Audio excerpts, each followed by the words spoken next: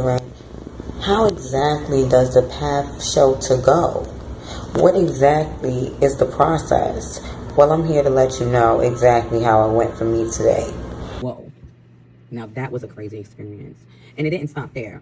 From there, I went from shelter to shelter to shelter. And not because I wanted to. I was able to contact the district attorney, the people that run the DHS intake shelters, and they was able to place me into a DV shelter where I had my own room.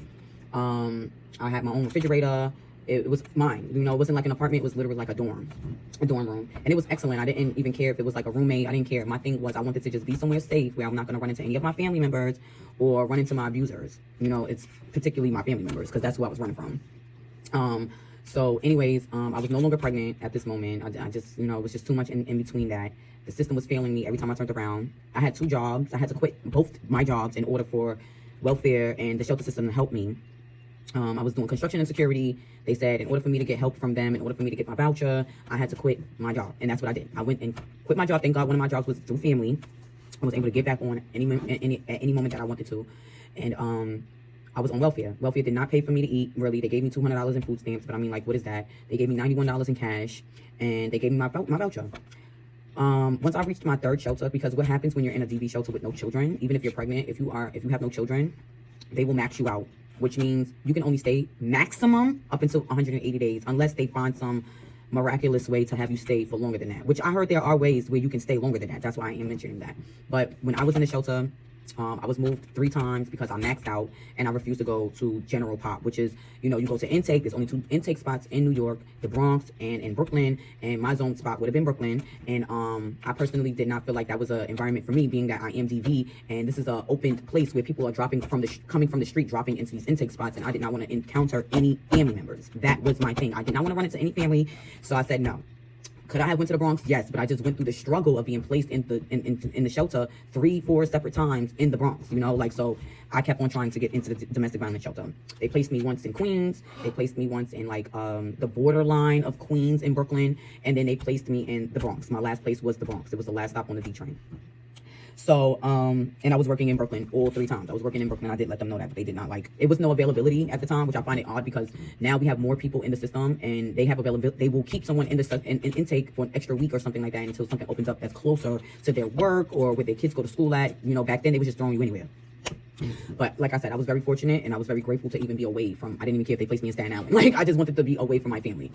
So, after that was said and done, I eventually got my program. I had SEPS, SEPS, which did not work for anyone. No one was not taking it, you know. Then from SEPS, they broke it down.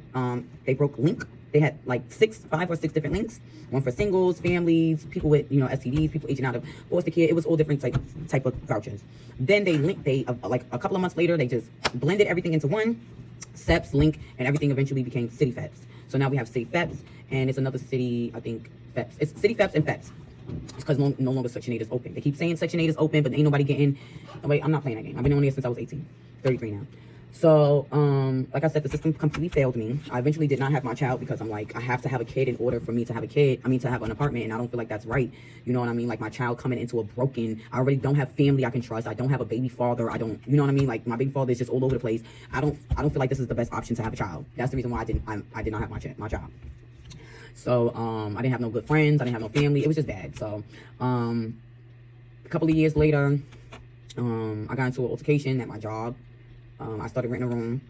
I started, because the shelter system, it was just like, they giving me programs nobody's taking, because City FEPS was fresh. No landlord was taking that at the time. I had for about 3 years, kept renewing it, and they was not taking it. And mind you, while I was renewing it, I was staying in community. I was living out in the streets, living in my car, staying with my family, like family that I can trust, you know, like, but staying with people like that I just didn't want to stay with because I wanted my own apartment. And it's too much of a struggle. So I ended up getting back to work, started working again, because that's one thing about me, I cannot not work.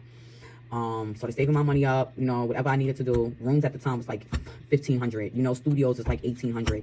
So I knew that I would have to save, not only save, fix my credit, and do everything that I didn't need to do while I was in the shelter. I'm gonna need to do it now. I'm gonna fix my credit. I'm gonna need to save money. I'm gonna need to do all of these things because the shelter cannot help me. So fast forward, I got into a lawsuit. And I used that lawsuit to get to where I'm at right now. So I'm in my apartment. I still stay in Brooklyn. I'm happily in Brooklyn. My family bond is way better. Friends support system is to the T. I wouldn't want any more than what I have right now. Like, I'm so grateful coming from where I was coming from. I was grateful for the little stuff that they was giving me then. So now it's like, how can I not be grateful for what I have right now? Like, you know, so that's what made me become a case manager. Now I am officially a case manager. I am helping those that do need the help, like, because there's people out there that feel like there's no resort. You're never gonna get out of your situation. You can. If I had the right people around me, guiding me, letting me know, like, listen, you can get the program and I can help you find an apartment. Like, you know, if I had that around me back then, I would have been straight. You know, I didn't have anybody because I'm the oldest person that I hang out with, and I'm like the most experienced because I've been out here in the streets and I've been around a lot of people that's been through a lot of things, especially drug addicts. Drug addicts, they've been through a lot, and they'll tell you, like, listen, you can make it out. You're young. You're not my age. You're not on crack. You're not on heroin. You can make it out. Like, I know it seems like a forever thing, but you're going to make it out later. You're going to be okay. It was really them telling me, you know, the drug addicts, the homeless people, them telling me, like, listen, you're going to get out of here. Like, you're too on top of your stuff to not get out of here. Like, if you don't make it, then how can I, you know what I mean? Like, how can I, you know, like, it doesn't make sense to me.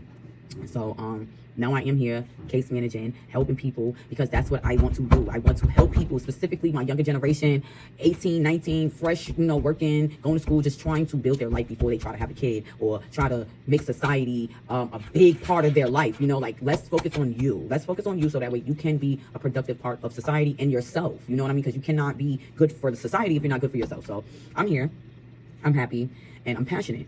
And if any of my tenants come to me and tell me that anything is going on, anybody bothering them, I'm shooting for the stars. I'm going hard. So, yeah. And that's my story. If I can make it, you can make it too.